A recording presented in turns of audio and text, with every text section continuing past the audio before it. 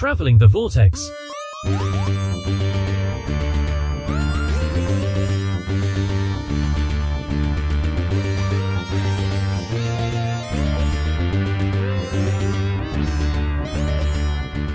We've joined the Doctor as he degenerates through the vortex and arrives at episode 549.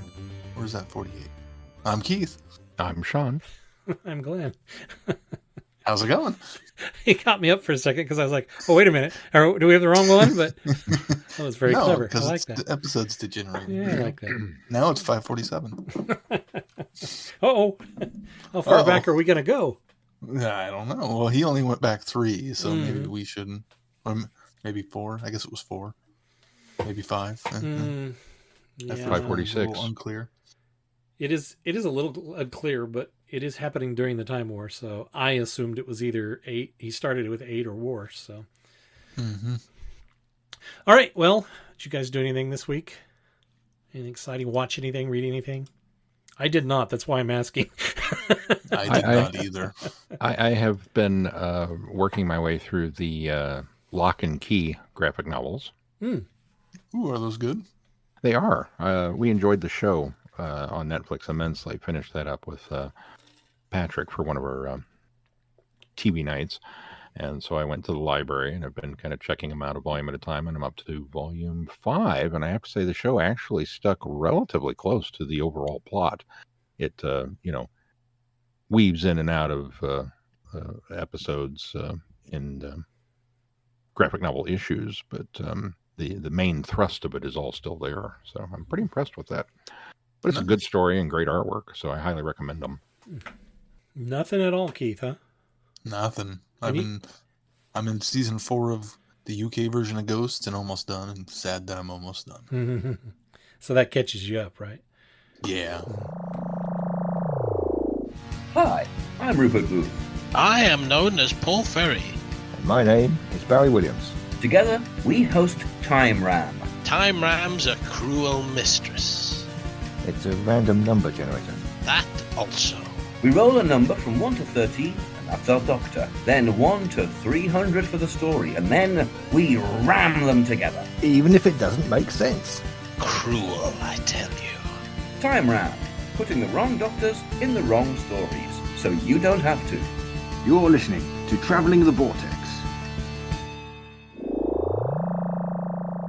Shaun, I know something else that you did this week, and I think that it is our something new 2-minute review for the week.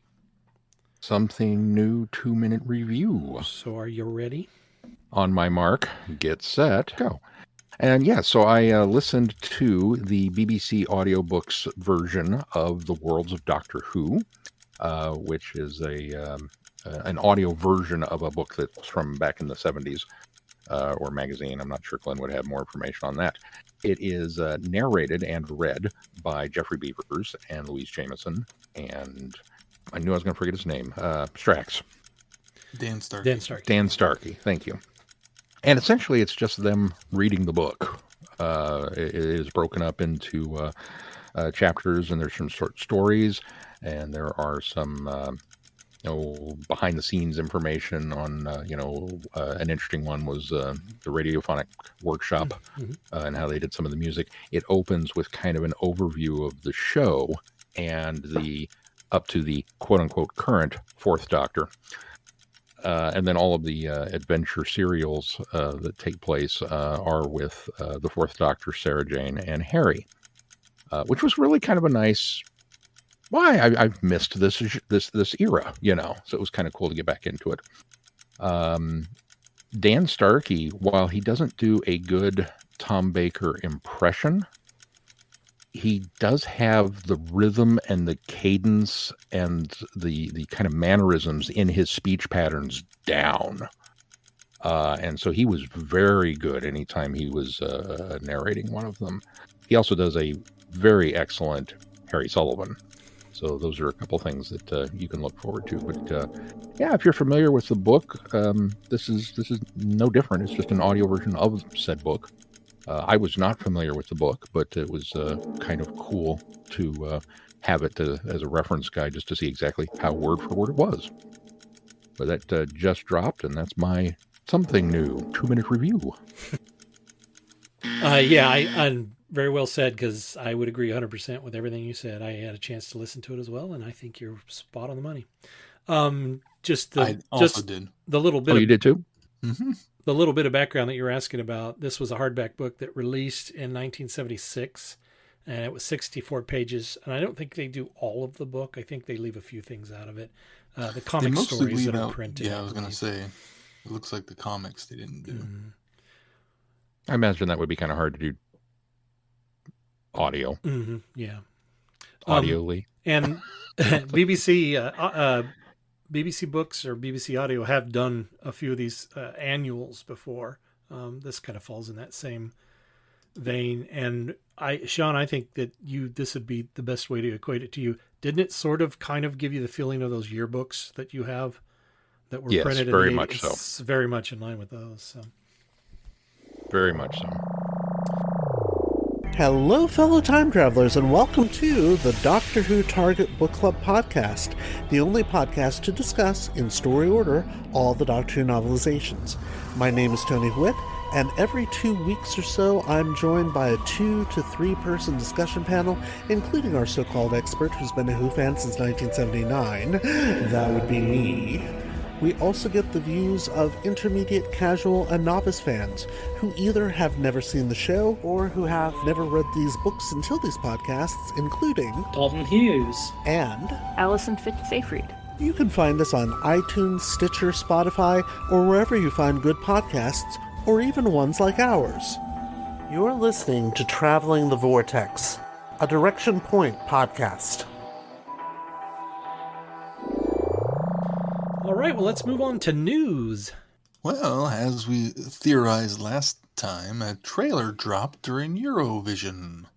What? Eurovision contest. I didn't expect it. I know, so shocking. But what was surprising about the trailer is it gave us the 3 episode titles for the specials: The Star Beast, Wild Blue Yonder, and The Giggle.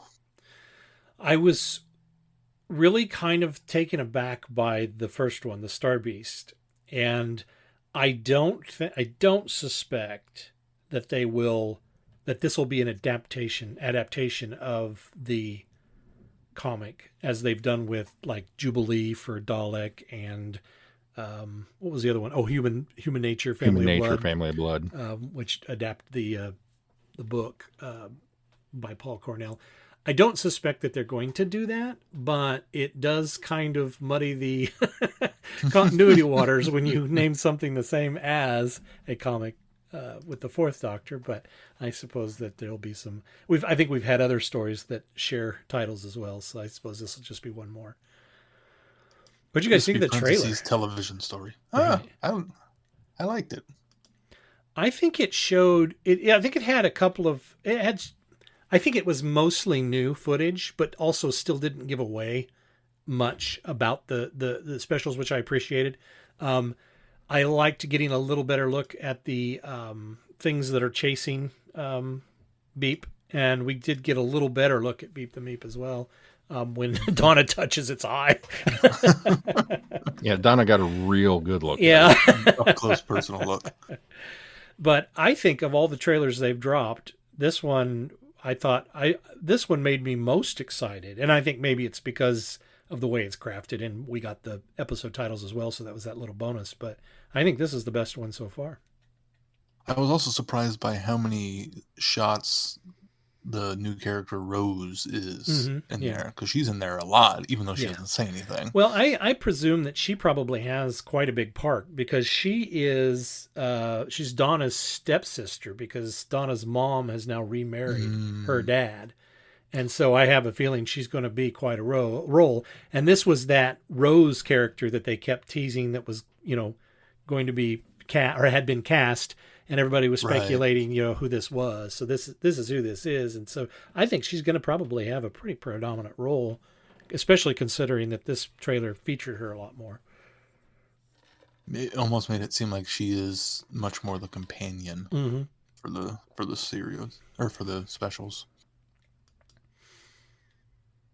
I'm very very intrigued. The fact that they called it the Star Beast, and that was the first one, and I was like, what? I'm excited to see what they're going to do. I am very excited. Now, we still don't have a start date, though, right? No, there's still not a start date. Mel was asking me, and I said that we were kind of sort of anticipating that it might be September, October, November, and that they would do one a month leading up to, but I didn't think that had been set in stone yet. No, I also wouldn't put it past them to do all 3 in the month of November either. So, especially since that's also true. The 60th anniversary doesn't even fall on the weekend this time, like it did with the 50th. So, I'm not sure if we'll get one midweek or they'll just do the weekends and call it good. They might just do that and not worry about it landing on the actual anniversary. I think they'll celebrate and acknowledge the day of, but they may not have one of those specials on those days. Yeah. Well, it makes sense to go weekly. It's made me even more excited and more anxious to get it for November to get here. November is a long ways away. It is. It's almost surreal because I feel in a weird way that we've gone so long without Doctor Who that now that they're advertising and that it's coming back and it's going to be a big brouhaha, there's a part of me that still doesn't quite want to believe that, I can't believe it. I won't believe it until I see it. We've only gone 4 months without Doctor Who, though. I know, it's been so long. I was about to look it up. I was like, I can't remember how long it's been, but it doesn't seem like it's been that long. Let's see. Power of the Doctor was in October? October 20th. Yeah. October 22. So not that long forever. Ago. 6 months. Yeah. So it's been half a year at least. By the time that actually comes, it'll be about a year. Mm-hmm. This is the way time moves, slowly and in the right order.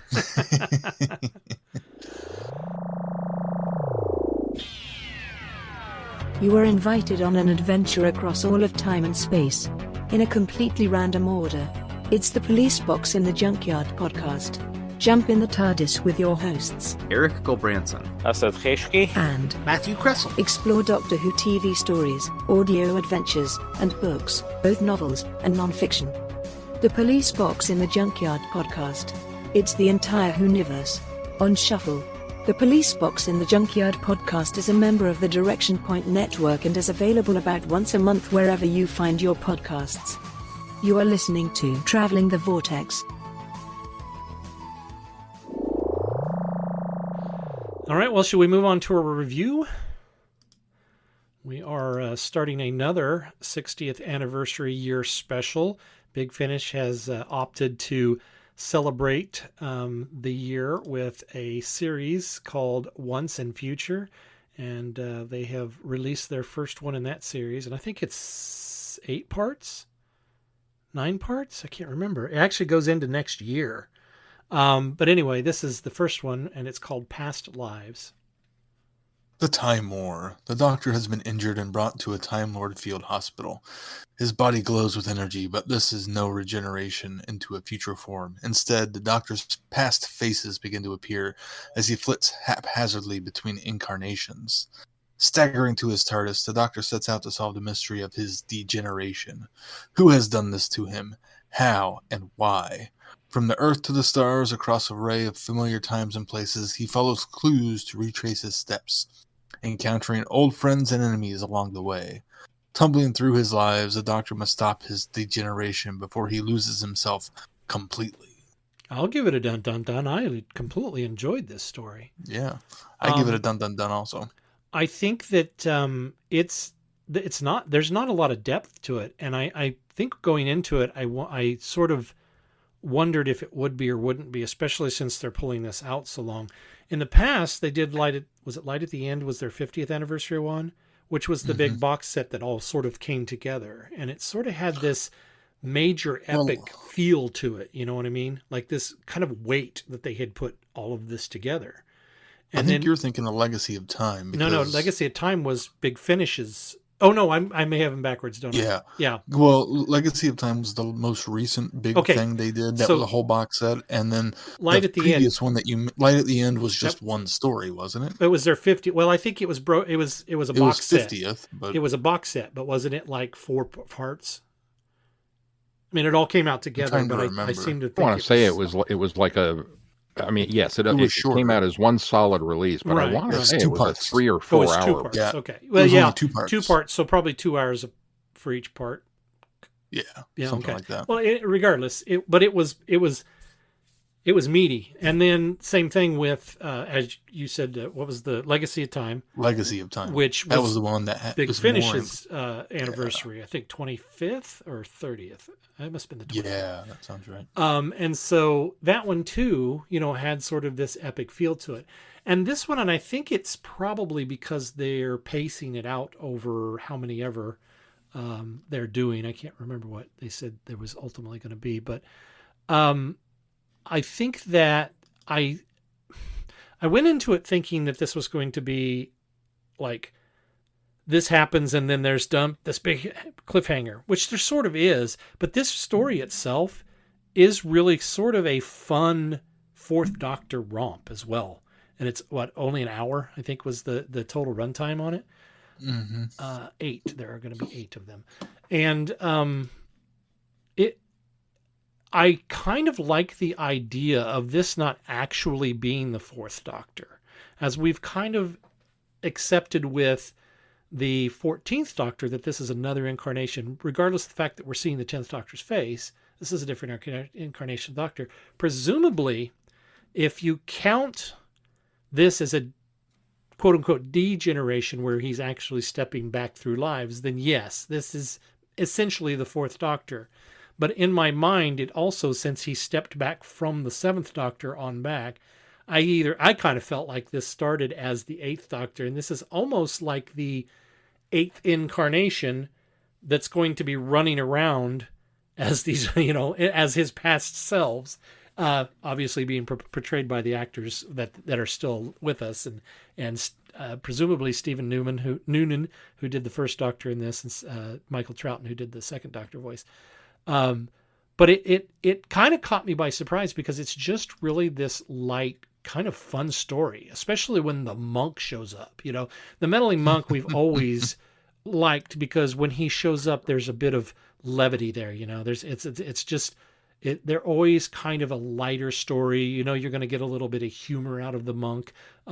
He's almost a little, he's conniving, but he's no master. He's a little bit bumbling. He's no Ronnie, but he's also, another renegade Time Lord that I think they have a lot of fun with. And I think this story does a good job of playing to that kind of character, especially the fact that he's having, he's gotten into some trouble with somebody and he's having to fix that. It's almost like the mafia's, he's gotten in trouble with the mafia and he's the mob and they're coming after him unless he does favors for him. So, but I really liked that, and I thoroughly enjoyed Tom in this. Tom sounds like he is having fun, and that man is 89? 87? 80, he's in his upper 80s.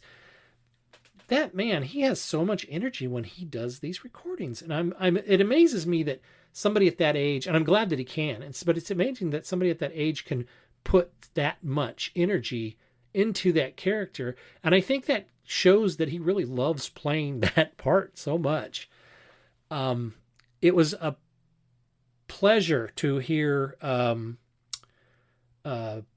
Kate and Osgood in this. I thought they were well played, although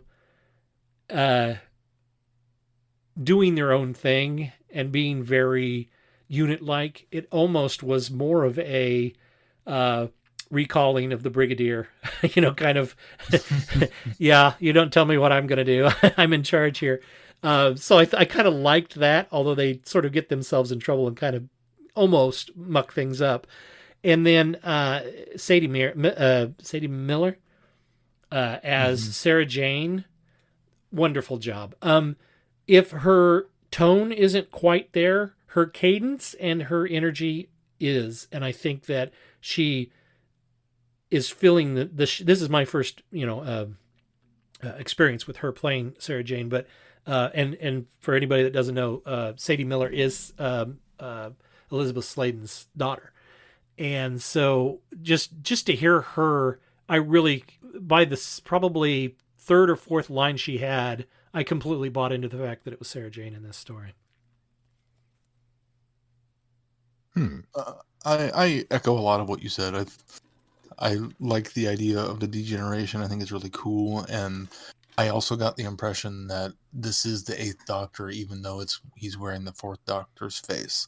Like he even almost seems to have the memories of everything that's happened. So it's not like a true degeneration where his mind has gone back too. It's just physically he's gone back, which I think is a cool idea. And while there doesn't seem to be a great imminent threat to it, it's a nice mechanism to give us the different incarnations without having it be a multi-Doctor story. Yeah, exactly. Yeah. I like Kate and Osgood's involvement and the fact that it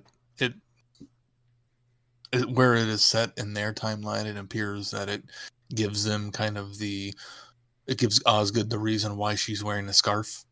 And when we see her in Day of the Doctor, because in theory this is set before that. The monk played by Rufus Hound is absolutely delightful again. Yeah. I know we'd heard him as the monk before, but he does such he puts so much into it and has so much energy and so much fun recording it. And it fits the monk's character so well that this is probably my favorite incarnation of the monk. He is just so much fun to listen to. I think what he's going through and what he's doing, I think is kind of an interesting, like you said, mob-esque. He's got to get out of trouble, and I enjoyed that aspect because it was also all perfectly in line with the monk of what kind of shenanigans he would get into. There were times when Sadie Miller I thought sounded like Sarah Jane, but there were a lot of times when I didn't think she did. I thought she had great energy and almost maybe too much energy. And I thought sometimes she sounded more like Nyssa than Sarah Jane. I don't know if it's an accent thing or the crispness of her voice, because Sarah almost has kind of a little raspier voice, I think, thinking back to how she used to talk. I don't know, there's just something about the way she performed. Her delivery just didn't land perfectly as Sarah Jane. I often had to remind myself that it was Sarah Jane, not just some random woman that was along for the ride. I concur a lot with what Glenn said, and a lot more with what Keith said.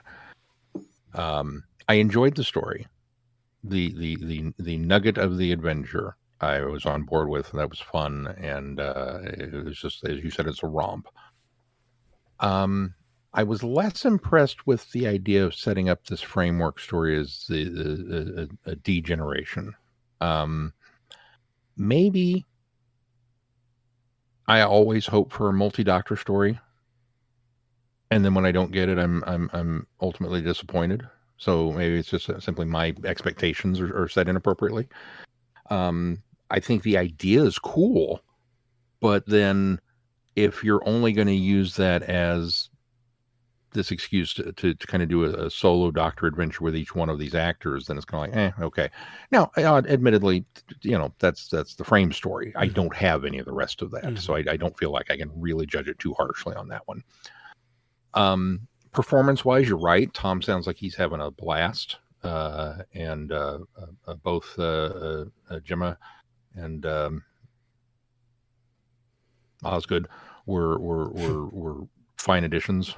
And sounded like they were having fun. It was cool to have them there, and in particular to have this Doctor with that pairing.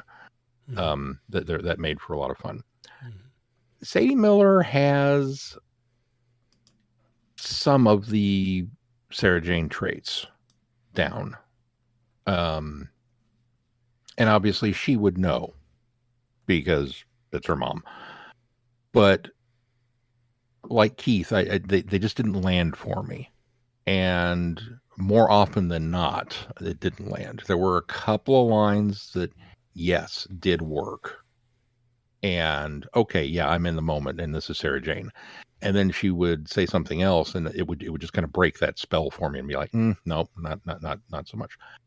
I also had kind of a rude awakening moment in the middle of the story when I suddenly realized that because we have snatched Sarah Jane right off the streets of wherever she had been dumped off, that she's wearing the Andy Pandy outfit. Yeah, I thought the same. Yeah, it's true. And I thought it odd that nobody commented on it. I forgot about it. I forgot to mention that. Yeah, like I said, I listened to this like 2 weeks ago when it came out. So that was a bit of a shocker there.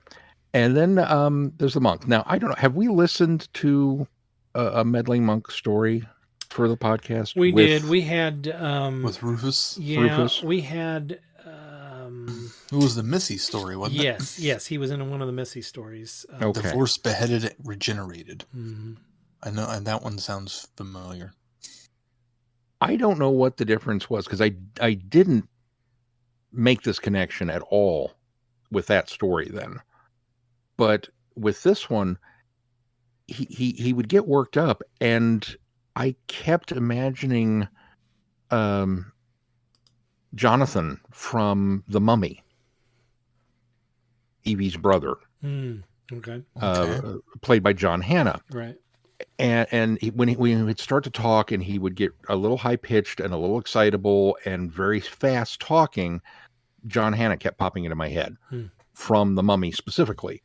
And once my brain latched onto that, I could not let go of it. And I kept having a hard time getting back into This Is the Monk. Just stop trying to import from other sources, because you're not listening to The Mummy. You're listening to Doctor Who. But for whatever reason, my brain just would not let go of that idea.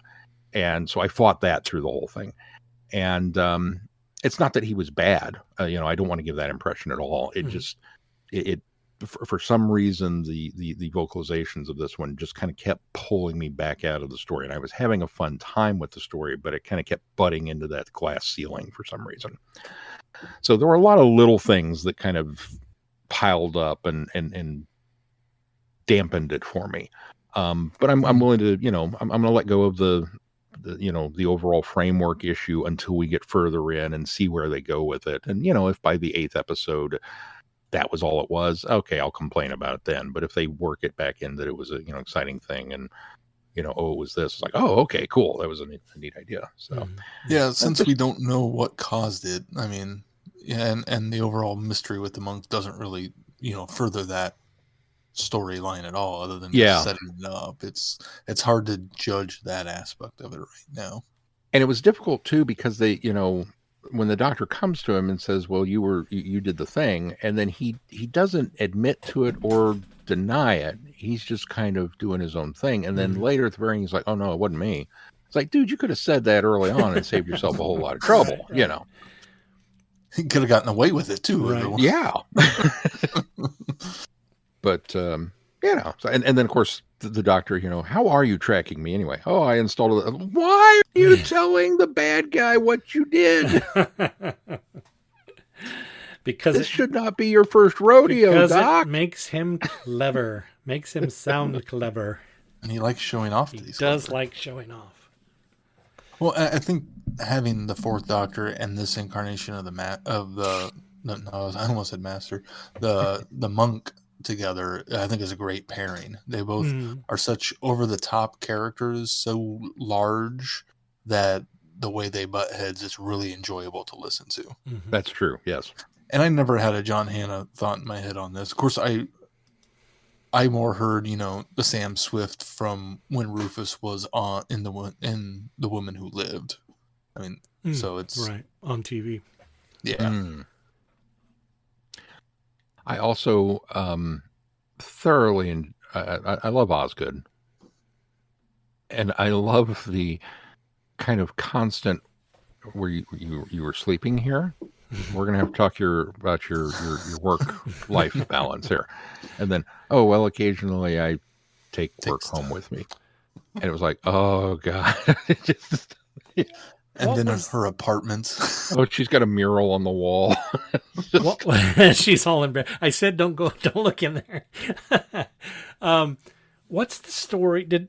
I can't remember if I read this on my own or if this was something we reviewed, but there's a story with Osgood where it's before she's promoted to second in command, or second, or Kate's second, I suppose. And she's working in the Black Archive, and in that, I think that the one of the Sontaran suits is being stored down there, and whatever the guy from the Sontaran experiment, it like his essence or energy becomes. And this isn't ringing any bells with anybody. That sounds familiar. Maybe I read it myself. I can't remember. But anyway, it sort of it was in mine too. When she said that she stays at work all the time, I recalled back to that because I think there's a part in there where she talks about how very often she'd get so involved in what she was doing that she would just sleep there in her office. So for the girl who has everything. That's the one. Yeah.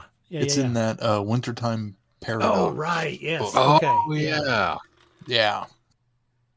Now that sounds like an Osgood line. I forgot about that. Yeah. But yeah, back to you guys were talking about the monk. I think that most, I don't think do this, but I think Rufus Hound is sort of trying to put some Peter Buttersworth into it as well. Because I think he puts his own stamp on it, but I don't see a broad leap between the two. And I know we've had an incarnation between the Butterworth monk and this monk, which was a female actually. But there's not a large leap between the two. They all, in fact, I think personality wise, they could be pretty much the same, although the Doctor personality wise is quite different each time. But I think even in some of the things that he says and the way that he says them are also very much in the line. So I didn't have anybody else in mind when he would be, whenever he had any sort of lines, because I just immediately was calling back to Peter Butterworth's performance in the meddling Time Meddler and Dalek. Is the big Dalek, epic Dalek story that he shows up in. Master Plan? That's it. Dalek Master Plan. Yeah, it's just a me thing. My brain is broken.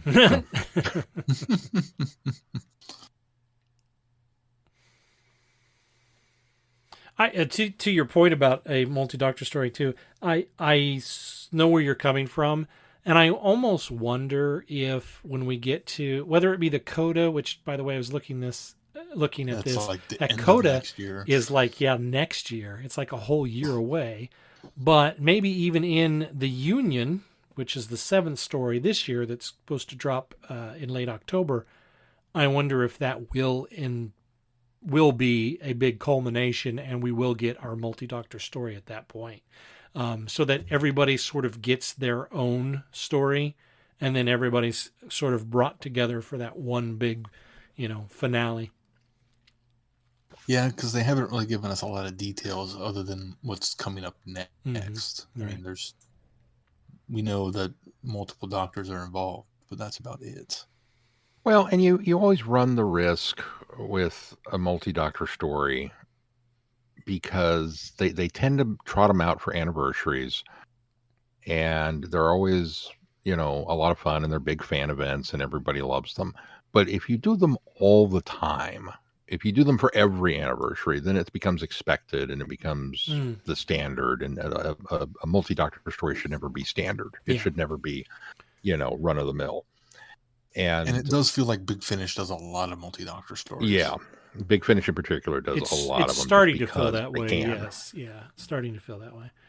So I don't think they were at. I don't think they're at that point where I'm tired of them doing multi-Doctor stories. But I think I'm at that point where I'm like, okay, you do tend to do a lot of them. Yeah. That's a good way of looking at it. So having said that, I'm not complaining per se that it's not a multi-Doctor story in the traditional sense of that.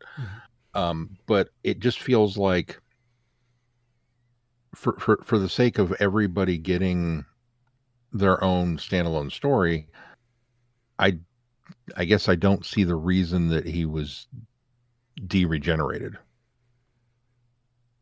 And again, they'll explain. I hope they'll explain. Yeah, I mean, that. so that's the MacGuffin of the whole thing, is figuring out why he's degenerating. So right, but it seems to me that if you don't necessarily need that MacGuffin, you could just do, here's a fourth Doctor story, here's a fifth Doctor story, here's etc. On up the line, and then go, oh, surprise, they're all related. Oh, I see what you're saying. You don't. So instead of coming at it to beginning, coming at it to the end with the mystery of this has been happening, or letting the listener in on that this has been happening. Sure. Yeah. I mean, that's just, I'm not saying that's better. I'm just saying that's one way of doing it. So I really hope that this has that payoff that warrants its existence. Oh, I would. Does that make sense? Yeah. Yeah. No, I would hope so. I would. Because if we get to the end of this thing and it was just like, so I degenerated you because I didn't want you to catch me eating the peanut butter. It'll be like, okay, Well, I'll tell you what's exciting. Go ahead, Keith. Oh, go ahead. No, go ahead. No, you're fine. Go ahead. I was going to ask what you guys thought of we haven't talked about the Hyreth. Yeah. Kind of a one and done. And to be quite honest with you, I sort of saw this part of the story coming, especially when the Doctor was very much telling them, you don't want to do that. You don't want to wake them up. This isn't something you want to do. I was almost a little heavy-handed into the fact that he was giving the main Hyreth a chance, basically, don't do this, you'll regret it, kind of thing. And so in doing so, I thought, okay, this is going to be one of these things where the Doctor already knows it's futile, and that these things are going to go. These are going to, it's not going to work out for him. So I quite liked the race themselves, and the idea that these ancient warriors, and the fact that he charged even though he could barely lift his weapon, and died because he had a heart attack from trying to pick it up. It's like, okay, this is some hardcore. This is like Klingons ramped up to the. Okay, cool. I agree with you. I think it's a one and done. I don't think we'll ever bother seeing them come back. And yes, the end of it was pretty well. Well, this is going to end badly for you. Well, I sort of think we could see them come back if we see that adventure with Sarah Jane and the Fourth Doctor, because they had encountered them before. Or they say that was one of the things I liked about it, was the fact that there was this monsters or alien enemies from a previous story that we didn't get to see. Yeah. And how it tied into everything. And while we didn't get a lot of details on it, we got just enough to kind of understand what happened and how it went, and picking up from it. It was a nice little, I thought it was a nice way to approach it instead of having brand new enemies. And going one step further with that, the fact that the Doctor and Sarah Jane are like, oh yeah, well, we did this thing. And Kate and Osgood are freaking out because it's not in the records. Yeah. Right. Because now we have to call into question everything. What else don't we know? They all say, who is Doctor Who? Do you collect Doctor Who? Do you have Doctor Who items and you don't know you collect Doctor Who? For all things in the Doctor Who collecting world, tune in to the Doctor Who Collectors Podcast, a Direction Point Network podcast. I am Larry Van Rosbergen, your host, and I have been collecting Doctor Who for 40 years. With popular features like collection protection and the most outrageous offer, we have a lot of fun. Available anywhere you get your podcasts. You're listening to Traveling the Vortex, a Direction Point Network podcast. All right, well, what else on this? I was going to bring up, and that's why I had you go first, Keith, because I felt like I was moving ahead. But I'm getting very excited for the next one, because we do know that the next one is the Fifth Doctor, Jenny, the Doctor's daughter, Jenny, and the Curator. But the Curator is being played by Colin Baker. So apparently there's more than one incarnation of the Curator. Curator as well. So that'll be interesting to see what they do with that. So is this the Doctor's daughter, Jenny, or the Doctor's daughter? The Doctor's daughter, Jenny. Wait, what? Yes. Both? That joke never gets old. All right, well, what do we got coming up next on the schedule, Shaun? Well, coming up next on the schedule, we return to Act 3 of the Time War with Gallifrey Time War 4, and we will review all 4 of those stories, followed by dipping our toes back into Season 6B with the Past Doctor Adventures book, World Game. And then we get some more Time War with The War Doctor Begins 5, in theory. If it's out when we think we're going to we'll be do good. it. We'll be good. We're good? Okay. Yeah, well, that one comes out this month, and we're not doing it until next month, so we'll be okay. Okay, so we're good. So the soon-to-be released War Doctor Begins 5, in fact, Comrades in Arms. I think that comes out tomorrow. Or this week, and then we go back to the 60th anniversary tie-ins with some more comic goodness with Time Slip and The Star Beast, along with the comic strip adaptations, Doctor Who and The Star Beast from Big Finish. So much more to look forward to. Lots of fun stuff coming up. I guess we should have mentioned, we talked about it before we started recording, but it was kind of ironic how Once and Future is actually taking place during the Time War as we're going through our Time War stories. So we just can't get away from it, guys. We really can't. Even on weeks when we're not doing the Time War, we're doing the Time War. It's everywhere. Of course, you can find us at our website, travelingthevortex.com. If you get any value out of this podcast, why not put some value back into it? You can do that by clicking on our Patreon link and consider supporting us. And when you become a patron of the podcast, you unlock more audios and specials from us. You could just give us $1 a month, just $1 a month. We'd love to have more, but just even $1 a month helps us keep the lights on here at Traveling the Vortex. Also, please consider giving us a 5-star rating wherever you subscribe to this podcast. Anything else we need to touch on before we close this one, fellas? If not, until next time, I'm Glenn. I'm Shaun. I'm Keith. Cheers. Good night, everybody. Be seeing ya, and thanks for listening. You have been listening to Traveling the Vortex. Doctor Who and all of its associated programs are owned and trademarked by the BBC. No infringement is intended or implied. Direction point! Direction point! A Doctor Who podcast network.